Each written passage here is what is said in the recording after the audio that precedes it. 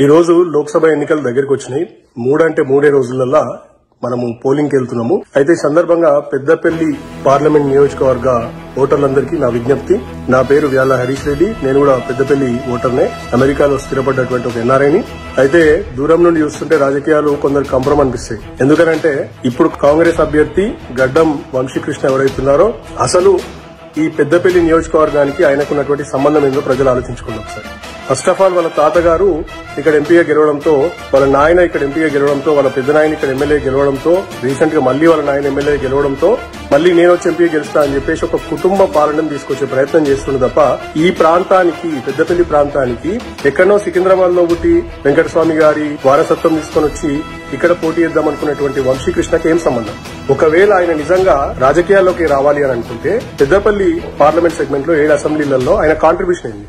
వాస్తవాలు చెప్పుకుంటే కాకా వెంకటస్వామి గారు 7 సార్లు లోక్సభకి ఎన్నికైంది. దానిలో 4 సార్లు పెద్దపల్లి నుంచి ఎన్నికైన వారు. 4 సార్లు ఎన్నికైనా కూడా ఇక్కడ ఒక్కటంటే ఒక కేంద్ర ప్రభుత్వ సంస్థను తీసుకొచ్చినటువంటి పని చేయలేదు. వాళ్ళు ఏం చేశారండి వెంకటస్వామి గారు? నాకు అర్థం కాదు. ఈ ప్రాంతానికి ఒక్క సెంట్రల్ గవర్నమెంట్ ఇండస్ట్రీ తీసుకురాలేదు.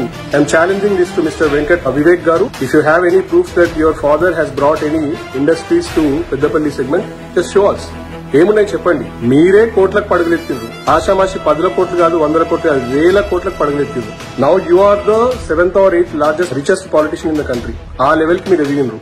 కానీ మీ కాంట్రిబ్యూషన్ ఏంటి సార్? నాకు అర్థం కాదు. పెద్దపల్లికి ఏం చేసిండ్రు?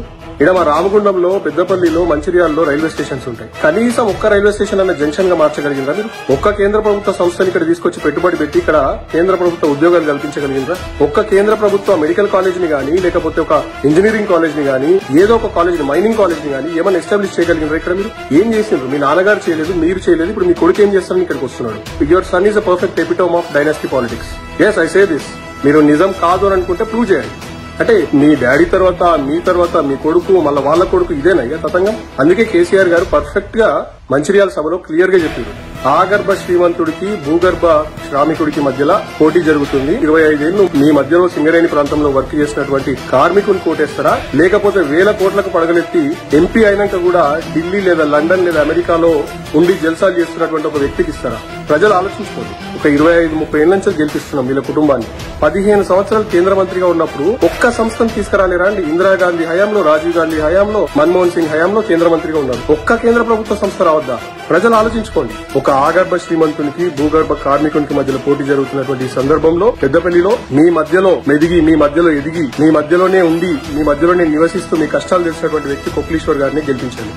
ఎందుకంటే వారికి 20 ఏళ్ల రాజకీయ అనుభవం ఉంది. 19 ఏళ్లు ఎమ్మెల్యేగా వర్క్ చేసిండ్రు. ఒకసారి చీఫ్ విప్, ఒకసారి మంత్రిగా ఈ ప్రాంతానికి సేవ చేసిండ్రు. ధర్మపురి నియోజకవర్గాన్ని ఇలా రూరల్ కాన్స్టిట్యుయెన్సీలో నంబర్ 1 మోడల్ కాన్స్టిట్యుయెన్సీగా తీర్చిదిద్దిండ్రు. సుమారు ఒక 1600 కోట్ల నిధులు తీసుకొచ్చిన మంత్రిగా ఉన్న కాలంలో రేపు పొద్దున ఇక్కడికి మన కేంద్ర ప్రభుత్వ సంస్థలు రావాలన్నా కానీ ప్రశ్నించే గొంతుక మనకు కావాలి.